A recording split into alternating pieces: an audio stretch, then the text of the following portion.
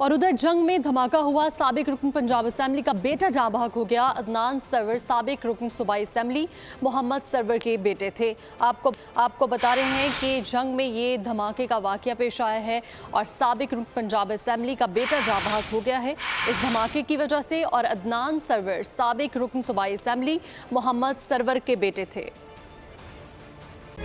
तारीख का अमीर,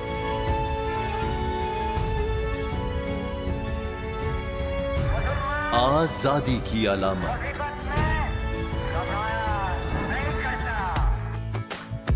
हुस्न का आईनादार, फिक्रो नजरिए की अक्कास,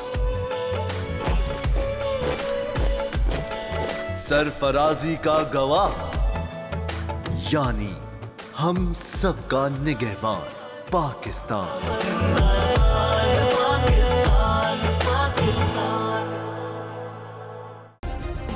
सब्सक्राइब करें और बेल दबाएं ताकि कोई खबर रह न जाए।